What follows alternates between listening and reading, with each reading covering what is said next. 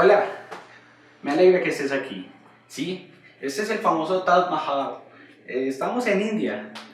Bueno, acompáñame en este recorrido. Quiero invitarte para que conozcamos un poquito más sobre los principios Unidroid.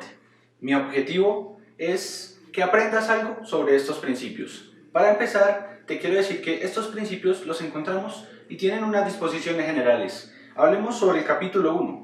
Este capítulo nos habla sobre la libertad de contratación. ¿Qué significa esto? Cada parte es libre de contratar y, aparte de contratar, determinar el contenido del contrato. ¿Sí? En la parte 2 de las disposiciones generales también encontramos sobre la libertad de forma. No significa que estos principios tengan que estar tácitamente descritos en el contrato o tengan una forma particular de estar en el contrato, no. Estos se pueden probar de cualquier medio probatorio, inclusive los testigos. De tercer punto, quiero decirte que es de carácter vinculante de los contratos. Todo contrato válidamente celebrado es obligado para cada parte. Cada parte está obligada cuando hay un contrato. Y esto solo puede ser modificado o extinguido por la voluntad de ambas partes. El cuarto son las normas de carácter imperativo. Estas normas, estos principios, son normas que son de origen nacional, internacional y transnacional, supranacional. Esto resulta aplicable conforme a la forma pertinente del derecho, el derecho internacional privado. Y como quinto está la exclusión o modificación de los principios de las partes. Bueno, las partes pueden excluir la aplicación de estos principios, así como derogar, modificar, en efecto, cualquiera de sus disposiciones, salvo que disponga algo diferente en el contrato. Sígueme, conozcamos más. Sí, nos encontramos ahora en París, en Francia. Esta es la Torre Eiffel. Inicialmente esta torre fue llamada Torre de 300 metros. Recordemos que es una estructura de hierro puderado. Bueno, como veníamos hablando de los principios Unidroid, estos principios, para empezar, te quiero recordar que en el artículo 1.6, más específicamente, nos habla sobre interpretación e integración de los principios. Y como primero, en la interpretación de estos principios, tenemos que tener en cuenta su carácter internacional. Y como segundo, las cuestiones que se encuentren comprendidas en el ámbito de aplicación de estos principios, aunque no resueltas expresamente por ellos, se resolverán en lo posible según sus principios generales subyacentes. En el siguiente artículo nos hablan sobre la buena fe y la lealtad negocial. Sabemos que las partes deben, no es si quieren, no, deben, es una obligación, actuar con buena fe y con lealtad negocial en el comercio internacional. Y como segundo, las partes no pueden excluir este deber. Avanzando en el siguiente artículo, avanzamos y hablamos en el comportamiento contradictorio. Y nos dice que una parte no puede actuar en contradicción aún entendiendo que ella ha suscitado a su contraparte y conforme al cual esta última ha actuado razonablemente en consecuencia en su desventaja. En otro artículo hablamos sobre el uso y las prácticas. Las partes están obligadas por cualquier uso que hayan convenido a cualquier práctica que éstas hayan establecido entre ellas. Y como segundo, las partes están obligadas por cualquier uso que sea ampliamente conocido, regulado, observado en el comercio internacional por sujetos participantes en el tráfico mercantil, de que se trate a menos de que la aplicación de dicho sea irrazonable. Ahora te quiero invitar para que me acompañes a China y así poder seguirte contando sobre esos principios de Unidroid. Hola, sí, y como lo estás pensando, nos encontramos en China y esta es la Gran Muralla China. Esta es una fortificación china construida principalmente para proteger el imperio chino. Primero, como veníamos hablando anteriormente, en el artículo 1.10 específicamente de los principios de Unidroid, aquí nos hablan sobre la notificación y nos dice que cuando sea necesaria una notificación, esta se dará por cualquier medio apropiado según las circunstancias. Esta notificación surtirá efectos cuando llegue al ámbito o círculo de la persona a quien va dirigida.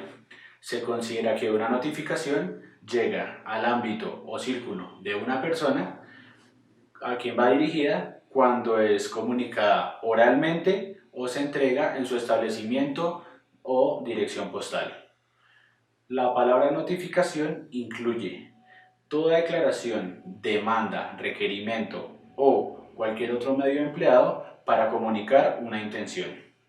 Bueno, para seguir, en el siguiente artículo nos habla sobre ciertas definiciones. Y esto es para los fines de estos principios. Allí podemos encontrar definiciones sobre tribunal, sobre deudor, deudora y escrito. También sobre acreedor y acreedora.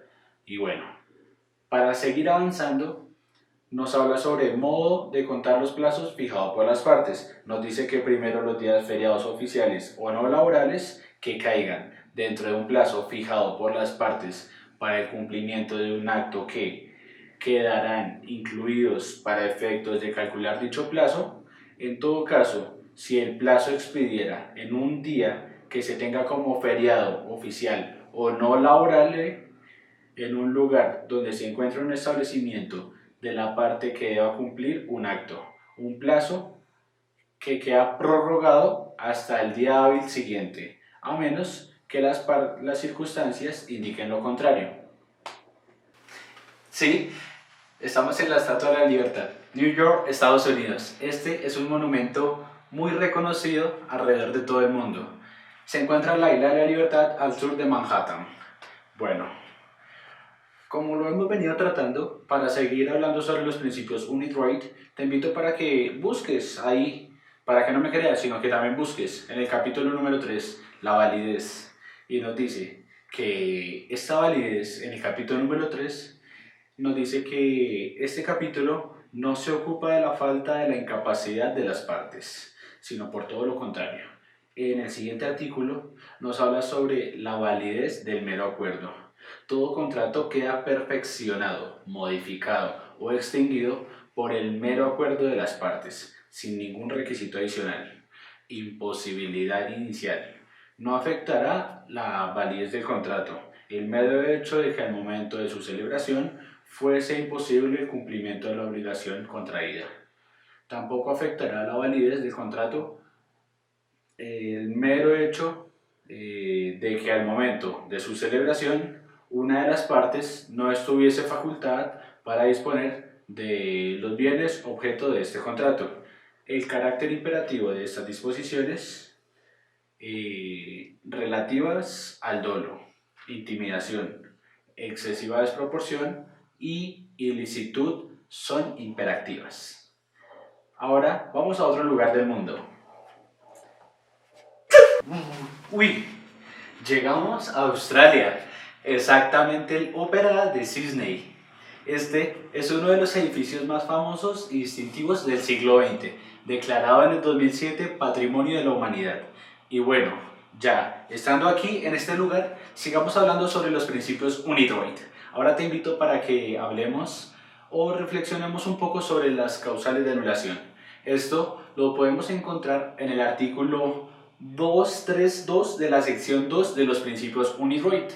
El error consiste en una concepción equivocada sobre los hechos o sobre el derecho existente al momento en el que se celebró el contrato. Un error determinante. Una parte puede anular el contrato a causa de un error si al momento de su celebración el error fue de tal importancia de una persona razonable. En la misma situación de la persona que cometió el error, no habría contratado o lo habría hecho en términos sustancialmente diferentes, en caso de haber conocido la realidad y de las cosas. Artículo 323. Error en la expresión o en la transmisión.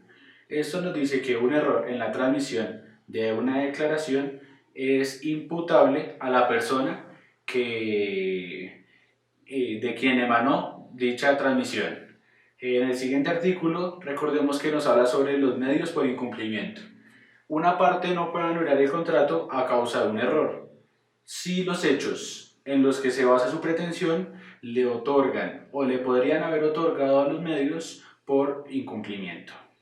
El dolo. Este es otro artículo en donde una parte puede anular el contrato si fue inducida a celebrarlo mediante maniobras dolosas de otra parte, incluyendo palabras o prácticas, o cuando dicha parte omitió dolosamente revelar circunstancias que deberían haber sido reveladas con criterios razonables de lealtad negocial. Otro artículo es la intimidación. Una parte puede anular el contrato si fue inducida a celebrarlo mediante una amenaza injustificada de la contraparte o la otra parte, la cual, tomando en consideración las circunstancias del caso, fue tan inminente y grave como para dejar a la otra parte sin otra alternativa razonable, en particular una amenaza. Es injustificada si la acción u omisión con la que el proponente fue amenazado. París, Francia, Notre Dame. Esta es una catedral de culto católico, sede de la Archidiócesis de París, capital de Francia, dedicada a la Virgen María, Madre de Jesucristo. Bueno, sigamos hablando de los principios UniDroit. Para ello, te invito a que busques, sí, ahí en Google, googlealo, en el artículo 323 de los principios UniDroit. Allí nos habla sobre la excesiva desproporción. Por una parte, se puede anular el contrato por cualquiera de sus cláusulas si, al momento de su celebración, el contrato o alguna de sus cláusulas otorga a la otra parte una ventaja excesiva. A tal efecto, se debe tener en cuenta, entre otros, los siguientes factores: que la otra parte se haya aprovechado injustificadamente. Segundo, la naturaleza del contrato. Tercero, la petición de la parte legitimada para anular el contrato.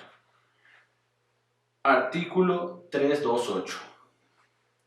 Cuando el dolo, la intimidación, excesiva desproporción del error sean imputables o sean conocidos o deban ser conocidos por un tercero de cuyos actos es responsable la otra parte, el contrato puede anularse bajo las mismas condiciones que si dichas anomalías no hubieran sido obras suyas. Artículo 329. Confirmación. La anulación del contrato queda excluida si la parte facultada para anularlo lo confirma de una manera expresa o tácita, una vez que haya comenzado a correr el plazo para notificar la anulación. Artículo 3210. Pérdida del derecho a anular el contrato. Si una de las partes se encuentra facultada para anular el contrato por causa de error, pero la otra declara su voluntad de cumplirlo o cumple el contrato en los términos en los que la parte facultada para anularlo, el contrato se considera perfeccionado. En dichos términos, artículo 3211, notificación de la anulación. El derecho a anular un contrato se ejerce cursando una notificación a otra parte. Plazos. La notificación de anular un contrato debe realizarse dentro de un plazo razonable, teniendo en cuenta las circunstancias. Después de que la parte impugnante conoció o no, podría ignorar los hechos que pudo obrar libremente. Anulación parcial. Si la anulación afecta solo algunas cláusulas del contrato, los efectos de la anulación se limitarán a dichas cláusulas, a menos que, teniendo en cuenta las circunstancias, no sea razonable conservar el resto del contrato. Efectos retroactivos. La anulación tiene efectos retroactivos. Restitución. En caso de anulación, cualquiera de las partes puede reclamar la restitución de lo entregado conforme al contrato, o la parte del contrato que haya sido anulada, siempre que dicha parte restituya al mismo tiempo que lo recibió en base al contrato, o la otra parte del contrato que fue anulada. Daños y perjuicios. Artículo 3216. Independientemente de que el contrato sea o no anulado, la parte que conoció o debía haber conocido la causa de anulación se encuentra obligada a resarcir a la otra parte los daños y perjuicios causados, colocándola en la misma situación en que se encontraría de no haber celebrado un contrato. Artículo 3217. declaraciones unilaterales. Las disposiciones de este capítulo se aplicarán con las modificaciones pertinentes a toda comunicación de intención en que una parte le irá a la otra. Gracias. Los dejo con esto de París, Francia, Notre Dame.